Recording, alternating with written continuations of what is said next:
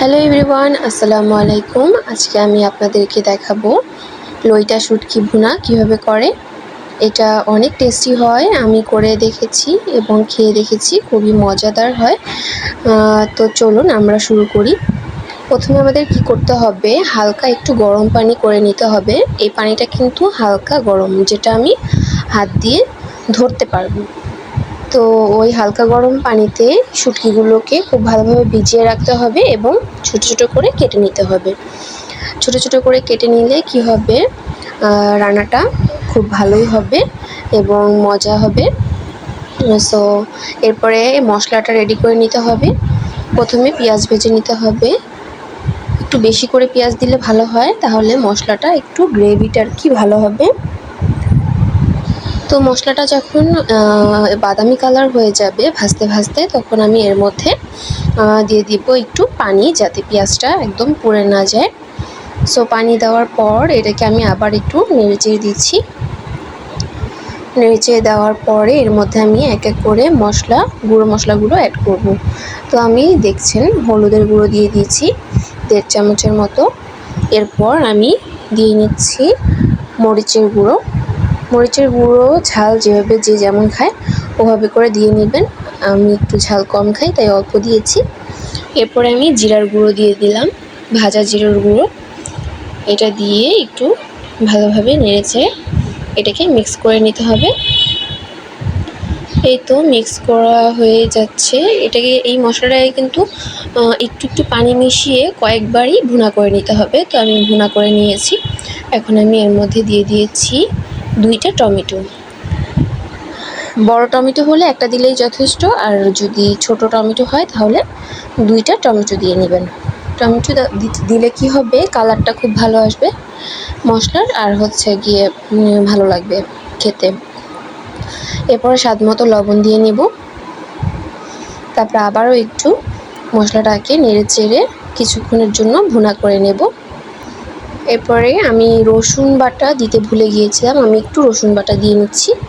যেহেতু এটা মাছেরই একটা আইটেম, লইটা শুটকি হলেও লইটা মাছ থেকেই তো শুটকি হয়। সো মাছের একটা আইটেম, সো এখানে একটু আমি রসুন বাটা দিয়ে নিলাম। দেখুন কালারটা কি দারুণ এসেছে। এই যে মশলাটা কিন্তু এখন মোটামুটি আমার হয়ে গেছে। এখন আমি কি করব, এর মধ্যে একে একে ওই যে হালকা একটু গরম পানিতে ভিজিয়ে রেখেছিলাম শুটকিগুলো, আমি কিন্তু অনেকবার ধুয়ে নিয়েছি। তারপরে হচ্ছে গরম পানিতে ভিজিয়ে রেখেছিলাম। এখন ওখান থেকে উঠিয়ে এই যে আমি এক এক করে সব দিয়ে নিচ্ছি। আমি বেশ খানিকটাই রান্না করছি। আপনারা আপনাদের পরিমাণ মতো, পরিবারে যে কয়জন মানুষ ওভাবে পরিমাণ মতো নিয়ে নেবেন। এই তো নিয়ে নেওয়া হয়ে গেল, আমার শুটকি দেওয়া হয়ে গেছে। এবার আমি খুব ভালোভাবে এটাকে নেড়েচেড়ে নেব। দেখুন আমি খুব ভালোভাবে মিশিয়ে নিচ্ছি।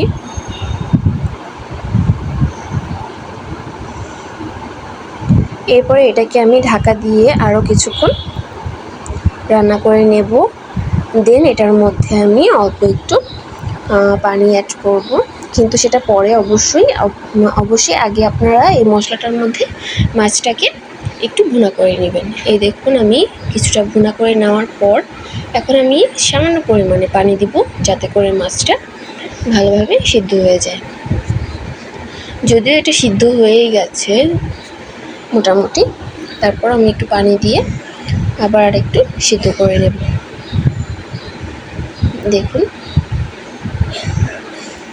কালারটা কিন্তু খুবই সুন্দর এসেছে। আসলেই আপনারা এভাবে ট্রাই করে দেখতে পারেন, তাহলে দেখবেন আপনাদের বাসায় যারা শুটকি নাও খেতে চায় তারাও খেতে চাবে, এত মজা হয় আসলে এই রেসিপিটা। এরপরে আপনারা দেখতে পাচ্ছেন যে আমি একটু পানি দিয়ে দিয়েছি। এখানে আমি আধা কাপের মতো পানি দিয়ে দিয়েছি,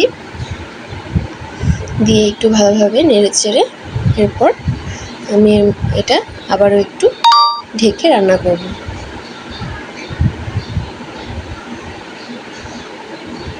এই তো আর কিছুক্ষণ রান্না করার পরে